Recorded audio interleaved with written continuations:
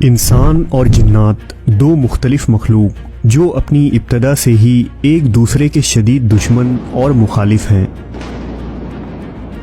ایک خاک سے جبکہ دوسرے کو آگ سے بنایا گیا۔ لیکن کیا آتش اور خاک کا ملاپ ممکن ہے؟ کیا جن اور انسان آپس میں شادی کر سکتے ہیں؟ عربی داستانیں ہمیں کیا بتاتی ہیں، اور اسلام کی نظر میں جنات اور انسان کے اس شادی کی کیا حیثیت ہے؟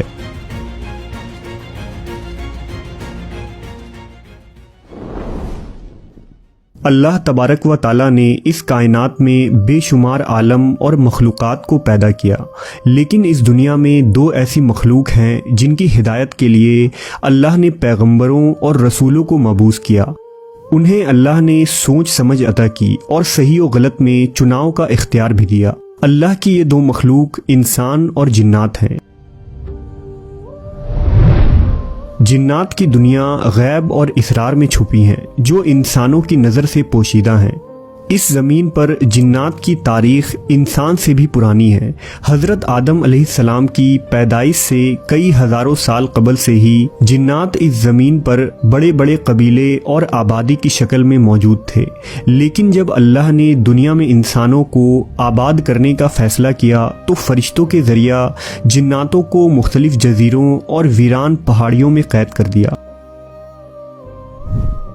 قوم جنات میں بھی انسانوں کی طرح مرد اور عورت جن ہوتے ہیں، اور یہ آپس میں شادی کر کے اپنی نسل آگے بڑھاتے ہیں۔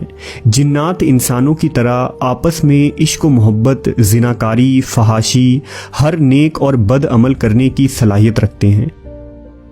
کہتے ہیں کہ جنات کی شادی بھی انسانوں کی طرح ہی ہوتی ہے۔ ان کی شادی میں بھی ڈھول، گانا بجانا اور رقص ہوتا ہے، یہاں تک کہ ان کی شادی میں سب سے بہترین کھانے پینے کا انتظام کیا جاتا ہے۔ ان کی شادیوں میں دوسرے قبیلے یا گاؤں کے جنات سرداروں کو مہمان کے طور پر دعوت دی جاتی ہے۔ قدیم مذہبی اور غیر مذہبی کتابوں اور داستانوں میں جنات اور انسان کے آپس میں محبت اور شادی کے سینکڑوں واقعات ملتے ہیں۔ بعض روایتوں سے یہ بھی معلوم ہوتا ہے کہ زمانہ قدیم میں جنات اور انسان کی شادی ہوا کرتی تھی، چنانچہ ملکہ بلقیس جو حضرت سلیمان علیہ السلام کی بیوی تھیں، ان کے ماں اور باپ میں سے ایک جن تھے۔ بہت سارے علماء اور فقیہ نے بھی جنات اور انسان میں شادی کرنے کو ناجائز قرار دیا ہے، چنانچہ اس شادی کو ممنوع اور حرام قرار دینا اس بات کی دلیل ہے کہ ایسا ممکن ہے۔ اگر ممکن نہ ہوتا تو شریعت میں اس کے حلال یا حرام ہونے کا فتویٰ نہ لگایا جاتا۔ اب یہاں سوال یہ اٹھتا ہے کہ جنات آتشی مخلوق ہیں جبکہ انسان خاکی و آبی مخلوق ہیں، تو آگ اور پانی کا ملاپ آخر کیسے ممکن ہے؟ اور اس ملاپ کے نتیجے میں اولاد کا ہونا خلاف عقل و شعور نظر آتا ہے۔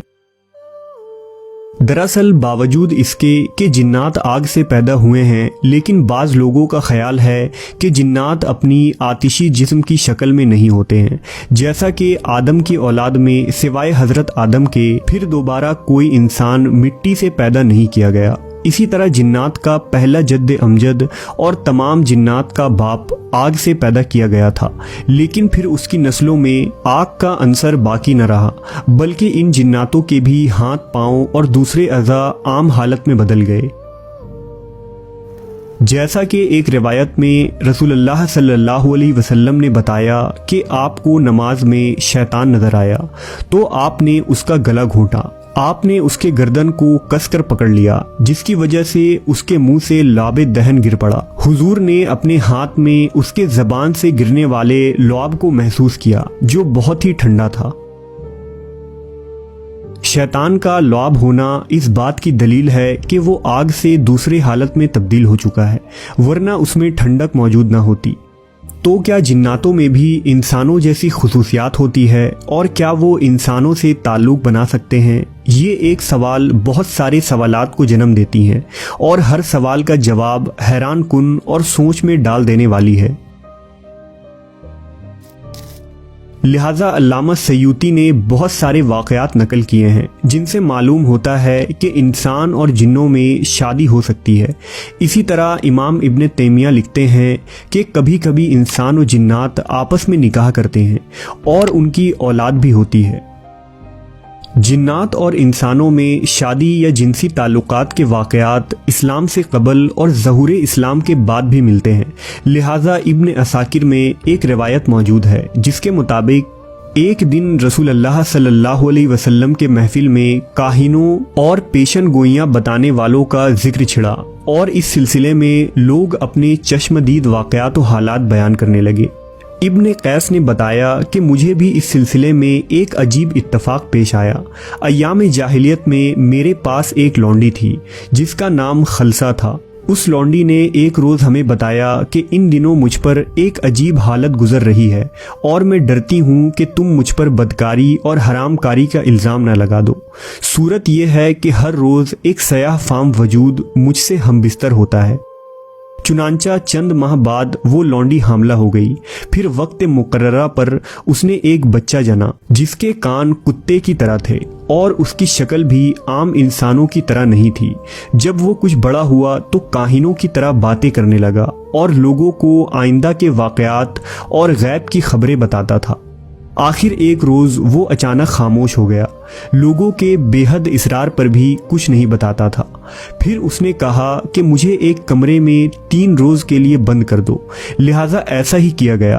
3 روز بعد اسے کمرے سے نکالا گیا تو اس نے ہمیں یہ خبر دی کہ آخری نبی مکہ میں محبوس ہو چکے ہیں اور میری زبان بند کر دی گئی ہے۔ اب میں غیب کی کوئی خبر نہیں بتا سکتا۔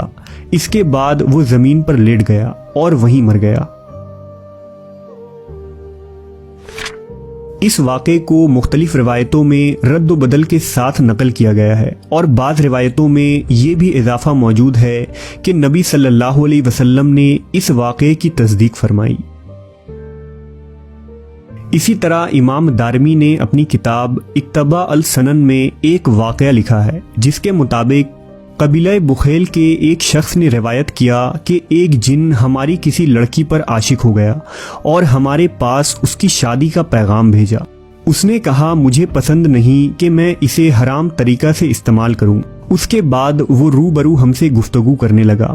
ہم نے کہا تم لوگ کیا چیز ہو؟ اس نے کہا تم جیسی مخلوق ہیں، تمہاری طرح ہم میں بھی قبیلے ہیں۔ ہم نے کہا کیا تم میں بھی یہ مذہبی اختلافات ہیں؟ اس نے کہا ہاں، ہم میں ہر طرح کے لوگ ہیں، قدریہ بھی ہیں، شیعہ بھی ہیں اور مرجیہ بھی ہیں۔ ہم نے کہا تمہارا تعلق کس جماعت سے ہے؟ اس نے کہا مرجیہ سے۔ چنانچہ ہم نے لڑکی کو اس سے بیاہ دی۔ بلا شبہ جنات عورتوں کا انسانی مرد یا جنات مرد کا انسانی عورت سے شادی کرنا نہ صرف مکروہ و حرام ہے بلکہ اسلام میں اسے سخت ممانعت کی نظروں سے دیکھا گیا ہے، کیونکہ انسانوں کا معاشرہ اور جنات کا معاشرہ بالکل الگ اور مختلف ہے۔